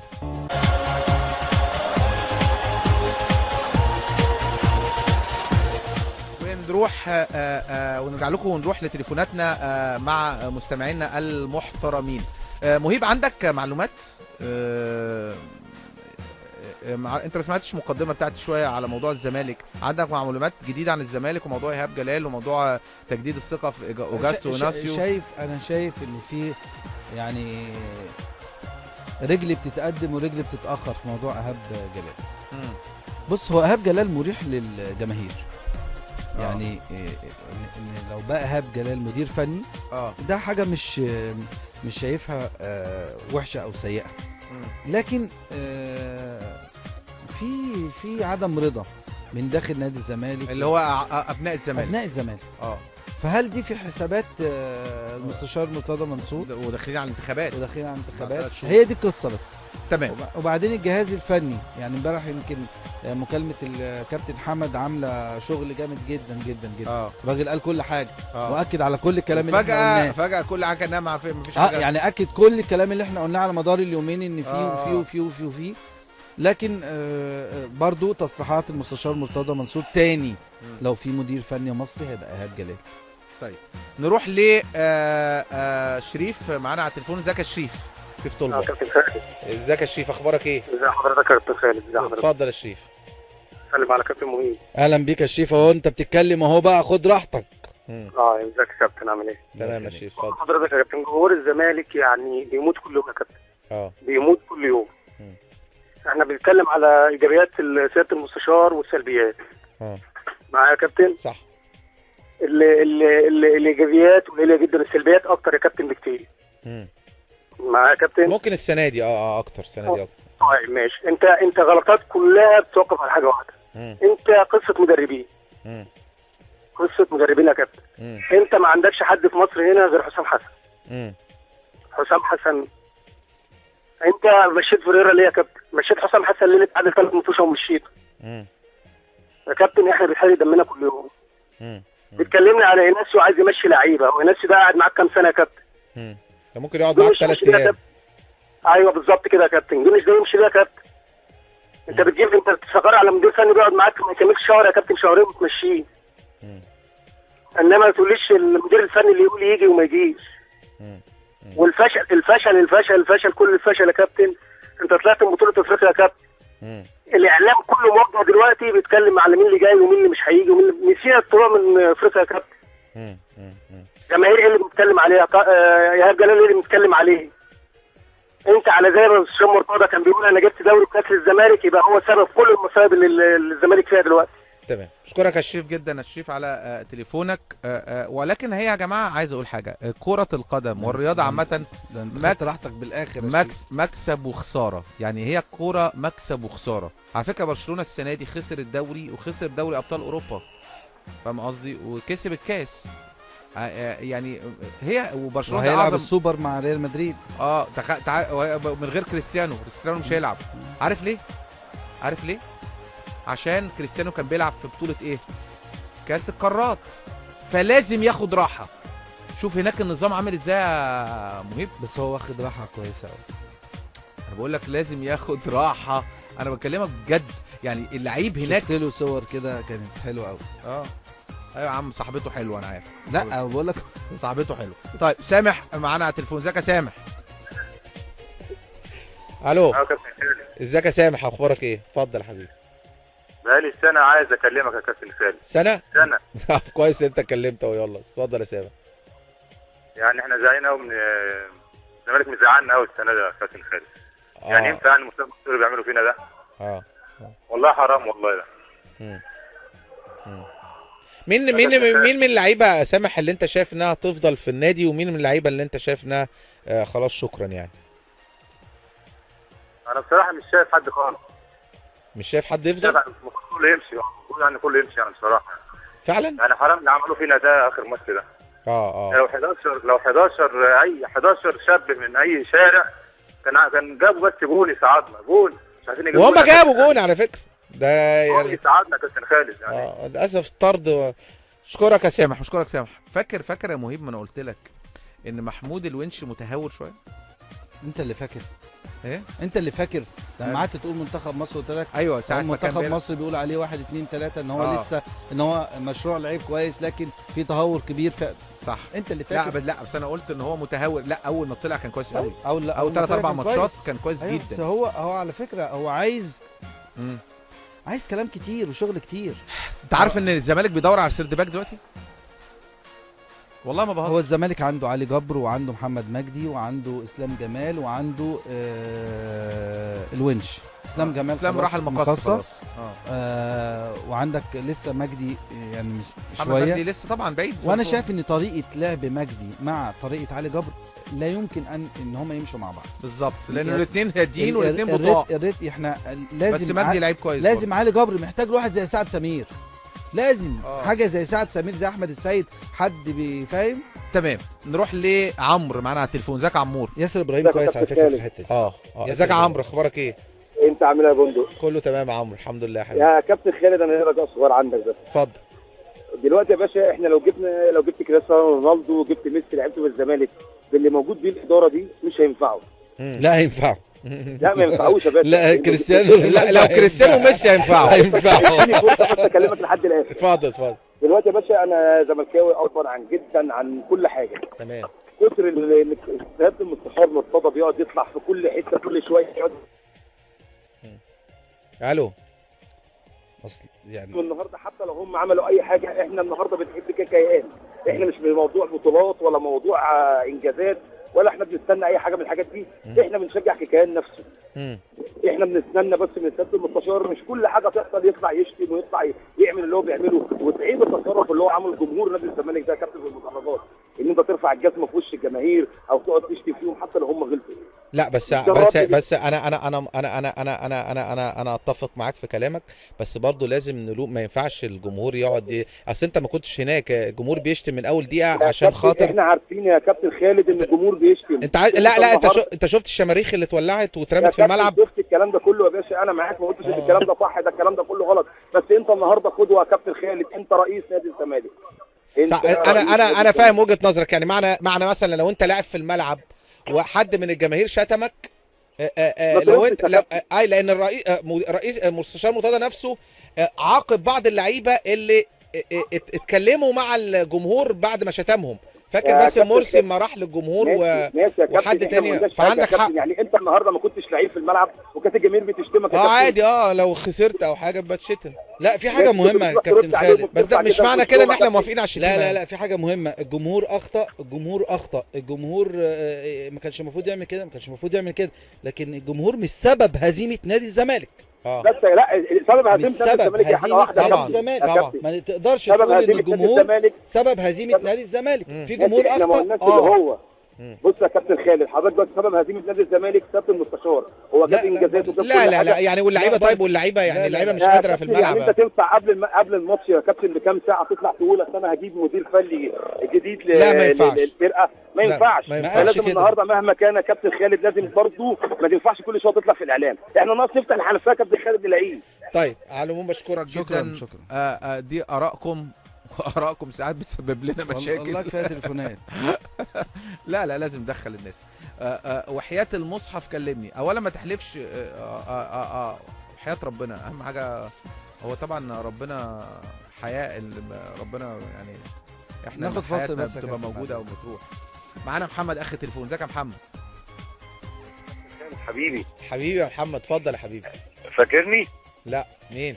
محمد شعلان. كنا بنلعب سوا في نادي مدينه نصر. ازيك يا محمد؟ كلمتنا قبل كده. ازيك يا حبيبي؟ الحمد لله الحمد لله تمام. انا والله بس عايز اعلق على نقطه. بسلم على حبيبي مهيب. اهلا بيك يا استاذ محمد. ازيك يا ابو الكباتن؟ اعلق على نقطه صغيره بس. نرجع بالذاكره شويه. ماتش النجم الساحلي لما غلب الزمالك 5-1.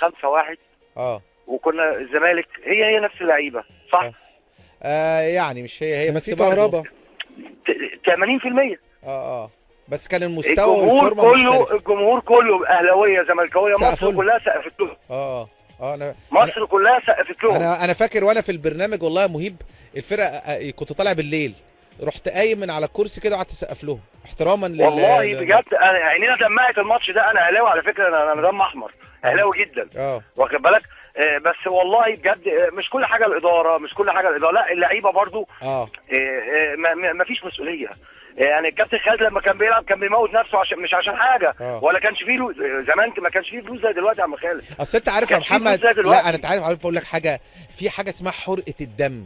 يعني انا يعني انا لما حد يجي رقصني ترقيصه او مغلوب او حاجه ببقى عايز اكل النجيله بس والله عشان اجي اخد منه الكوره. بالظبط كده. احنا ما بنلعب خماسي ده انا ومهيب مره دخلنا، فاكره مهيب دخلنا على بعض دخله قويه جدا. صباع ابو ورم ساعتها. هو مش صباع انا قوي يا شباب. صباع انا حبيبي يا كابتن مهيب حبيبي. فبس هي يعني كنا زمان برضو بنتمتع بالكره الجماليه، ما عادتش موجوده يا كابتن. الكره الجميله، الجماليه دي حته ثانيه. احنا عندنا ماتش منطقه الجماليه دي احنا عندنا ماتش يوم الجمعه بقى تعال اتفرج علينا. هستناك يا ماتش اهلي والزمالك بس ده في الساحل هيبقى جامد جدا يعني. اجيلك والله يا كابتن. اشكرك يا شعلان، اشكرك يا حبيبي، بشكرك عشان وقتنا لازم نطلع. بلاش نغمه احسن لعيبه في مصر، فريق هيمشي 14 لاعب ازاي يبقى احسن لعيبه. على فكره يا كابتن خالد مدير الكره في طنطا وليد صلاح الدين، والزمالك عنده احسن لعيبه من الاهلي، بس الاداره هي اللي فاشله. وشيكا يلا كثير مشاكل، وانا اهلاوي جدا جدا ومن محبي مصطفى فتحي. انا رضا مبروك، مساء الفل يا محترم، بمسي على الكابتن مهيب وجورج وحسام والمحترم رمضان وابراهيم. اللي بيحصل في الزمالك والله والنبي كلمني، حرام اللي بيحصل في الزمالك. يا كابتن خالد عماد متعب غلبان قوي وصعبان عليا قوي. انا ناصر ابو عمر. لا عماد متعب طيب، شخصيه طيبه، لكن هو لعيب كبير طبعا. محمد سيناوي، نفسي الاهلي يلعب في استاد العريش الرياضه في شمال سيناء. يا ريت والله، يا ريت ان شاء الله كل حاجه هترجع. ازيك يا كابتن؟ ونسيتوا ابو تريكه وبركات يعني على هو كان بيكلم ان حسام حسن واحمد حسن وعصام الحضري. لا بركات ما عملش تاريخ كبير مع لان بركات كان بيعتذر عن المنتخب. هو 2006 كان رائع وبعد كده ما كملش بركات، صح؟ كان في مشاكل بينه وبين الكابتن حسن شحاته، كان هو بيقول مش عايز العب هنا لكن ابو تريكه طبعا ما حدش يقدر يغفل ان هو. لكن بركات انضم على فترات، كان مع كابتن الجوهري فتره، كان مع لكن ابو تريكه اهدافه تاريخيه. ابو تريكه ما حدش يقدر ينساه. يعني بنتكلم على هدفه في الكاميرون في النهائي، واتكلم على الصفاقسي هدفه مع الاهلي، واهداف في كاس العالم للانديه، واهداف حتى ده مره ابو تريكه نزل والاهلي لازم يجيب 3 اجوان باين في ربع ساعه في فريق مالي، ماتش استاد مالي. وراح جاب ال3 وصعد. طيب نطلع لفاصل ونرجع نكمل حوارنا في برنامجكم الكوره في ملعبك. ابعتوا لي على 195 رسائلكم واتصلوا بيا، هنفتح التليفونات لغايه اخر الحلقه على 3835315.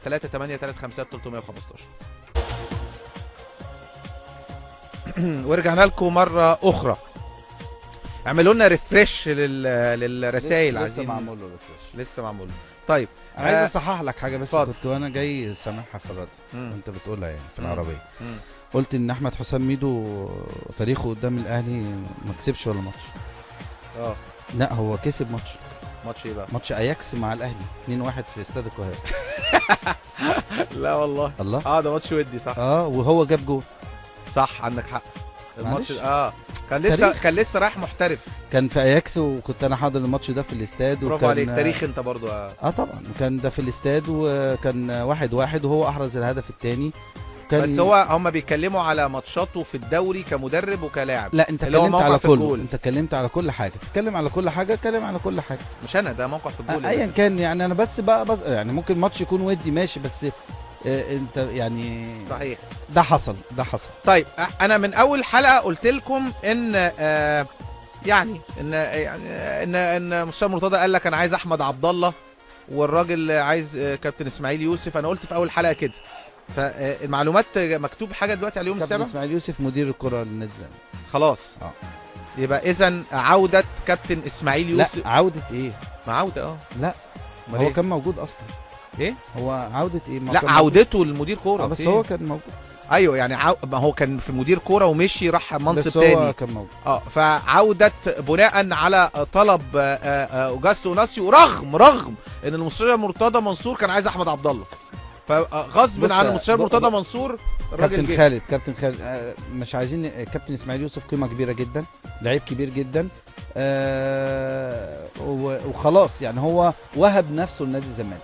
يعني هو الراجل بقاله فتره سايب الدنيا كلها وساب التدريب وساب كل حاجه، واعتقد طب هسأل سؤال ليه انت بتيجي عليه دايما كابتن اسماعيل؟ لا ده كابتني ده كابتني بس خلاص. ده انا لعبت معاه سنوات طويله. لا انا بتكلم ليه مشي؟ ما قلت لك ما مشيش. ليه مشي من منصب مدير كوره؟ قول لي. انا قلت لك مرتضى مشاه ليه؟ انا بعتبر الكابتن اسماعيل لما كان حتى لما كان بره كان هو اللي بيدير، مش فاكر انا ما قلت لك بيدير الكوره في نادي الزمالك. مش فاكر ما قلت لك ما ينفعش من يومين خالد جلال يبقى مدرب عام بعديها بيومين يبقى مدير كوره؟ انا معاك. مش قلت كده؟ انا معاك. طيب. وكان المفروض الكابتن خالد جلال راجل محترم جدا جدا جدا. طب مشيت كابتن اسماعيل يوسف ليه؟ بناء ان ما كانش المفروض يمشي. ايوه كان في عدم قناعه مثلا بحاجات معينه؟ لا كان يعني هولد شويه كده عشان يعني الجمهور يعني يعني هو حس ان في موج عالي شويه، لكن كابتن اسماعيل قيمه كبيره في تمام. اذا عوده كابتن اسماعيل يوسف مره اخرى تيجان الكره المصريه كمدير كره، ومعايا محمد الفقي. ازيك يا محمد؟ السلام عليكم. ازيك يا كابتن؟ الحمد لله يا محمد، اخبارك ايه؟ ازيك يا كابتن خالد، عامل ايه؟ كله تمام يا حبيبي الحمد لله. وازاي الاستاذ مهيب؟ اهلا بيك. اهلا بيك. انا كنت بس عايز اتكلم في نقطه الكابتن حسام غالي بس. اتفضل. الكابتن حسام غالي ده قيمه وقامه في النادي الاهلي طبعا. الماتش اللي فات بقى رغم المشكله اللي هو عملها مع الكابتن حسام البدري كان عنده حق. على موضوع اكرم توفيق؟ طبعا. على موضوع اللعيبه كلها، اللعيبه ما كانتش بتلعب سريعه ولا كانت اللعيبه المفروض يعمل كده والمفروض يسوي كده فعلا. احنا حابينه كده الكابتن حسام غالي بصراحه. ومش مفضلين ان هو يمشي من النادي الاهلي، لا عايزينه يعتزل في النادي الاهلي هو والكابتن عماد متعب. لان الاثنين دول ياما متعونا ياما فرحونا. يعني انت بتعملها من منطلق امكانياتهم الحاليه في الكوره ولا منطلق حبك القديم ليهم؟ كابتن حسام غالي يا كابتن لو برجل واحده احسن من اي نص ملعب في مصر. انا متفق معاك. حسام غالي ما زال لديه القدره، ولازما الشده دي. بص يا كابتن خلينا نقول في الاهلي عامه من ساعه ما الاداره الحلوه ما مشيت، فاهمني؟ كابتن حسام غالي هي اللي من الريحه، هو اللي لازم يتنرفز ولازم يبقى عصبي على الفرقه ويكسب ويعمل ويسوي، لازم يعمل كده. يعني انت مش عاجبك الاداره اللي موجوده دلوقتي؟ لا الاداره ماشي، الاداره على عيننا وعلى راسنا، بس ساعه ما جم سبحان الله ما خدناش بطوله افريقيا. يعني دي حاجه. وبقول للكابتن خالد الغندور اللي بيرشح الترجي، انت ما تعرفش ده يا كابتن خالد. يعني انت رشحت الترجي، وفاكر السنه اللي فاتت لما كان صن داونز والزمالك صاعد على 3 فرق في مجموعتهم، كانت لما الجمهور كان يقول صن داونز انت كنت بتزعل. طب ممكن اسالك سؤال؟ ثواني. انت قلت كوره. طب بناء على ايه كوره؟ حتى انت يعني الامنيه بتيجي عن كوره، يعني امنيتك جايه عن الكوره. انما الكوره الاهلي في الادوار الاقصائيه، عصام الشوالي قال كده وهو بيذيع، قال لهم الاهلي في الادوار الاقصائيه غير، فاهم؟ واحنا لسه ما قربناش شهرين، فانت ما شفتش لسه الترجي بعد شهرين ولا شفت الاهلي بعد شهرين. برافو عليك. انا دي النقطه. بس لا بس الترجي الايام دي، بص يا كابتن خالد، هو قال كلمه. ثواني هقول لحضرتك حاجه، ثواني بس. هو قال كلمه كابتن خالد انا كنت اقولها لك من دقيقتين. اذا الاهلي والترجي لعبوا الاسبوع ده انا ممكن يعني اوافق معاك ان الترجي هيبقى قوي جدا على الزمالك على الاهلي الاسبوع ده. الاسبوع اللي احنا فيه ده دلوقتي. لكن بعد شهرين هيبقى ضعيف. شهرين الموضوع هيبقى ضعيف. لا مش هيبقى ضعيف. اسمعني، مش هيبقى ضعيف. هيبقى الموضوع مش هيبقى كده. طب هسألك سؤال يا محمد، هسألك سؤال. امورني بعد شهرين شايف، انت بتقول انت ما تعرفش الاهلي صح؟ انت شايف بص يا كابتن، ايوه ماشي اسمعني بس. في حاجات احنا تعادلنا 1-1 هنا مع الترجي وكنا كل والله عندك حق، والله عندك حق. بس هيبقى مرتبط بنتيجه مصر واوغندا، خلي بالك. عندك حق. انا بسالك سؤال، هيبقى مرتبط بنتيجه سؤال مصر واوغندا. بس بسالك سؤال، ما هو ربنا يستر. هل الماتش في الملعب ولا لا؟ يا استاذ مهيب انت بتحب الكابتن كوبر المدرب؟ ما بحبوش ليه؟ محمد الماتش في الملعب ولا لا؟ كتير. ماتش في الملعب ولا لا؟ اي ماتش في الملعب. لا مش اي ماتش. لا انا قصدي الترجي والاهلي، ممكن الترجي يكسب ممكن الاهلي يكسب ولا لا؟ طبعا، ما انا بقول لك اي ماتش في الملعب. بس انا اي ماتش في الملعب انا بقول لك اللعيبه في يومها. ايوه انا بقول لك تقييمي الحالي، انا شفت الفرق كلها. الترجي فريق قوي. بص يا كابتن ماشي فريق قوي، وكان برضو انت عارف ان الترجي كسب صن داونز اما كان ماسك كابتن نبيل معلول. الترجي كان فريق قوي جدا. وكان كاسب كان كاسب مازيمبي. مش زي دلوقتي. انت عارف ان الترجي كسب سان داونز في سان داونز؟ لان سان داونز على ارضه وحشه. انت المفروض الزمالك كان السنه اللي فاتت تكسب سان داونز هناك. سان داونز بتلعب بره ارضها زي الترجي بيلعب بره ارضه احسن من على ارضه. الضغط النفسي عندهم في رادس وفي تونس اصعب من بره ارضه يا كابتن. في شهر 9 لسه ربنا يسهل ان شاء الله. شهر 9 يعني لو انا بقول لك امنياتك بتظهر يا كابتن خالد. لا والله ابدا. لا ليه يعني؟ هو انا ما قلت ان الاهلي هيكسب مثلا 3 كان ساعتها؟ لا اما انا اقول الترجي اقرب يبقى ساعتها والله العظيم دي كوره. ده يعني ده ضروري. طب ما انا قلت اهلي طرابلس الواحد يكسبه. طب انا قلت اهلي طرابلس الزمالك وحش والاهلي طرابلس ممكن يكسب. بس كان الماتش في الملعب. لا الماتش كان في الملعب. الزمالك كان ممكن يكسب اهلي طرابلس. ايوه معنى كده ان مش موضوع امنيات. ما عندهمش حارس مرمى يا كابتن خالد. اهلي طرابلس ما عندوش حارس مرمى يا راجل. حرام عليك، ده حارس كان كويس قوي. لا لا لا لا بجد والله. على العموم بس انا بسالك وليد ازارو، جونيور اجاييه، علي معلول، شايف ايه؟ عمرو جمال شايف ايه الفتره اللي جايه؟ مين يفضل، مين يمشي، مين هيتالق؟ لا علي معلول المفروض يمشي. الراجل عايز يمشي، ما بيقدمناش زي ما بيقدم في تونس. ده وجهه نظر. انا عندي صبر رحيل افوق منه، وفي ايمن اشرف واحسن منه. لا ايمن اشرف عادي يعني. انا عندي صبر رحيل احسن. دفاعيا حتى قصدك دفاعيا يعني؟ دفاعيا وهجوميا. بس انت مش مستغرب ان صابر الرحيل احسن وما بيلعبش منتخب مصر، وعلي معلول اوحش وبيلعب منتخب تونس؟ ما انا بقول لك بقى الراجل عايز يمشي يا كابتن. الراجل مش مرتاح. الراجل ما بص يا كابتن في ماتش تونس ولا حسام البدري مش مقتنع بيه؟ اللي نجم علينا قوي في تونس احنا اللي فتحنا له الفرصه هنا في مصر. ايوه عشان محمد صلاح ما بيرجعش. محمد صلاح ما بيرجعش. ايوه انا بقول لك اللي فتح له الفرصه. ما انا والله انا بقول لك اهو يا فندم. انا والله بفهم كوره وحياه ربنا. اللي فتح له الفرصه مصر نجم علينا جامد، فكل الناس بتقول عمرو جمال يفضل يا محمد. عمرو جمال يفضل. عمرو جمال يفضل، بس يعني لازما يرجع زي ما كان قبل ما يحصل الرباط الصليبي يعني. تمام. لو فضل على نفس المستوى ده عمرو جمال المفروض يمشي يلعب في نادي اقل من الاهلي. لكن عماد متعب يفضل رغم ان هو ما بيلعبش خالص. كابتن عماد متعب كابتن. يبقى انت كده عاطفه بقى. لا انت كده عاطفه. بص يا كابتن. بص عماد متعب لو مش في منطقه الجزاء يلعب لك الناس اللي تحت، حتى اللي طالعين بيستلم تحت ضغط ويسلم ويلف باللعيب ويدي، فاهم؟ عمرو جمال ممكن تبقى الهجمه مرتده ورايح انت تجيب جول، ممكن يروح معطلها لك باللفه بتاعته، ما يعرفش يستلم تحت ضغط. الكلام ده بس هو طبعا عمرو جمال من افضل لعيبه في مصر، من افضل اللعيبه اللي هم بيلعبوا براس بدماغهم. وربنا يرجع لنا مروان محسن. مروان لسه هيرجع يعني ما شاء الله عليه يعني ده عماد متعب تاني دبل 2 يعني، فاهم؟ اشكرك يا محمد. اشكرك يا محمد عشان وقتنا. ويبقى عايز تقول حاجه؟ مش عاجبني الكلام والله. ايه بقى؟ طب خلاص عماد متعب بنتوسل ان هو يكمل، وبقى في نوع من الاستعطاف للجماهير وانه نوع من العاطفه ان واحد في قيمه عماد متعب ان هو يفضل في النادي الاهلي. انا بقول لك يا كابتن عماد متعب خلص الفيلم ده واقعد في بيتكم وخلصنا. لا عماد طبعا لعيب كبير وكل حاجه، بس هي خد بالك يا جماعه لازم نعرف ان سنه الحياه. على فكره ابو تريكه بطل وهو بيلعب، بركات بطل وهو في قمه تالقه، لكن هي سنه الحياه. البني ادم كوره هي 10 سنين 12 13 سنه.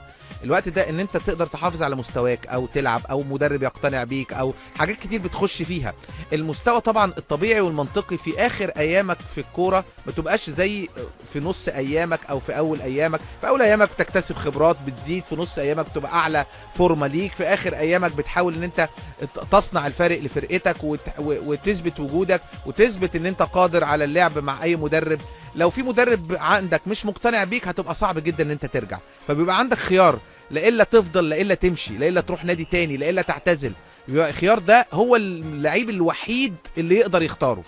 عشان كده لكن ما ننفعش نقول عماد متعب هو عماد بتاع 2008 مثلا، وعماد متعب بتاع 2004، عماد متعب بتاع 2010.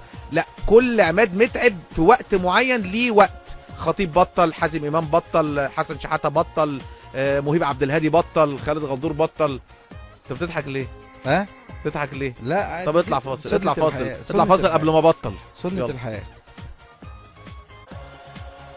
عايز اقول لكم بعض الاخبار السريعه كده مهيب وتعلق عليها. المانيا رفضت تبعت اي حكام اجانب لمصر، وانا بقول لكم بصراحه اقول لكم بصراحه يعني ما حدش يزعل مني، اتحاد الكوره هو اللي مش عايز يجيب حكام، مش عايز حكام مصريين. كابتن عصام فتاح قال لك انا ما عنديش مانع، مستشار مرتضى امبارح قال لك ما عنديش مانع، قال لك ما عنديش مانع، والنادي الاهلي ما عندوش مانع. ولو انت عايز هتبعت ورقه رسميه للنادي الاهلي والزمالك تقول لهم عندكم مانع في تعيين طاقم تحكيم مصري، هيرد عليك بالفاكس او يرد عليك بالايميل. مين ايه ترشح مين؟ محمد الحنفي.